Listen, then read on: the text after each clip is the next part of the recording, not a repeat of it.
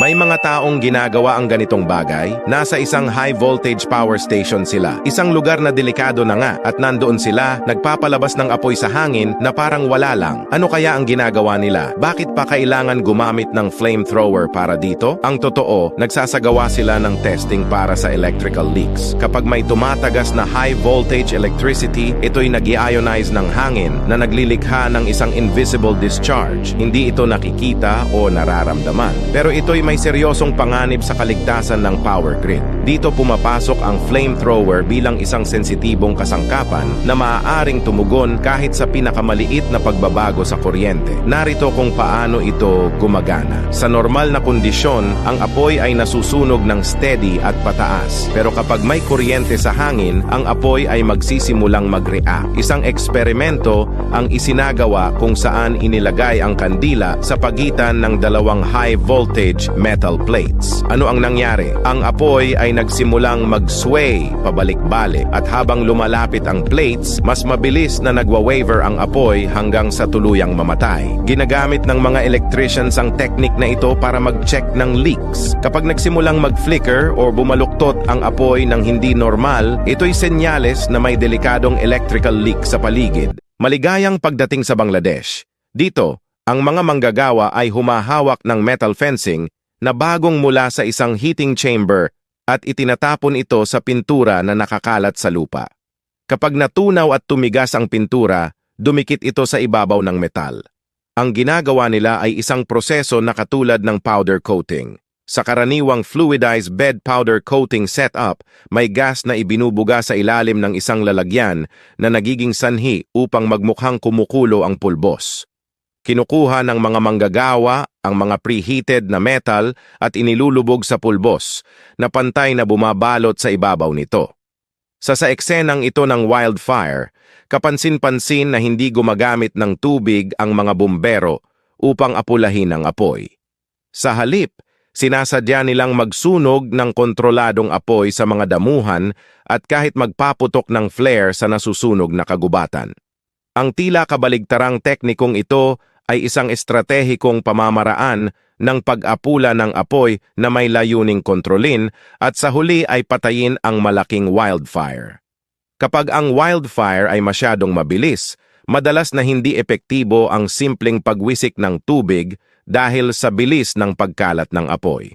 Upang labanan ito, gumagamit ang mga bumbero ng taktika na tinatawag na controlled burning o back burning. Sinusunog nila ng sinasadya ang mga halaman sa isang tinakdang lugar sa unahan ng pangunahing apoy. Ang kontroladong sunog na ito ay kumukonsumo sa mga halamang magsisilbing gasolina ng papalapit na wildfire. Kapag narating ng pangunahing apoy ang nasabing lugar, wala na itong masusunog kaya kusa itong mamamatay. Ang pamamaraang ito ay lalong kapakipakinabang sa mga komplikadong terrain kung saan mahirap makarating.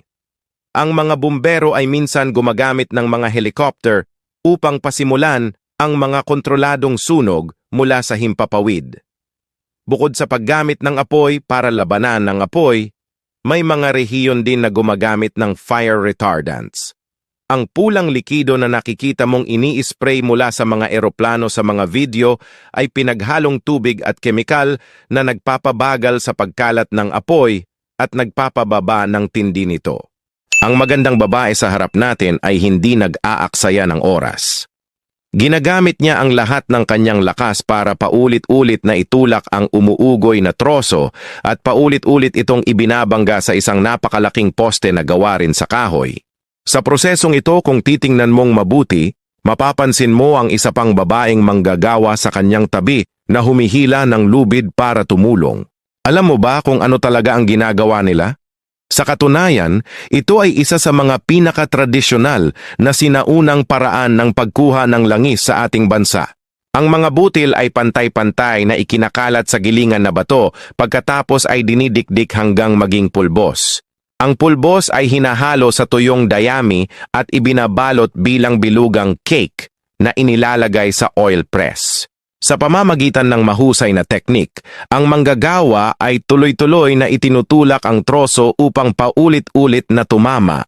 na siyang nagpapiga sa oil cake at naglalabas ng natural na langis sa loob nito. Kaya, nakita mo na ba ang ganitong uri ng paraan ng pagkuha ng langis? Sa tingin mo ba ay nakakagulat ito? I-comment mo ang opinyon mo sa ibaba. Ang magandang dalagang nasa harap mo ay isang sanitation worker pala. Ang kanyang araw-araw na trabaho ay sumasakay sa garbage truck at kinokolekta ang lahat ng basura sa komunidad, saka iniloload ito sa sasakyan. Maaaring sa unang tingin ay hindi ito mukhang mabigat na trabaho, pero sa totoo lang, nangangailangan ito ng matinding lakas ng katawan. Kailangan niyang paulit-ulit na bumaba ng truck para mangolekta ng basura at pagkatapos ay mabilis na bumabalik sa sasakyan kahit umaandar pa ito. Ang nakakapagod na prosesong ito ay inuulit ng hindi mabilang na beses araw-araw. Maraming tao ang nagtataka kung bakit ang isang kabataang tulad niya ay pinili ang pagiging sanitation worker. Sa katunayan, sa ilang bansa, ang mga sanitation worker ay malaki ang kita, umaabot pa nga ng hanggang 10,000 dolyar kada buwan. Sa kaso niya, sinundan lang niya ang yapak ng kanyang ama at minana ang kanyang trabaho, kaya ito ang kanyang napiling propesyon. Ano ang masasabi mo dito? I-comment mo ang iyong opinyon sa ibaba.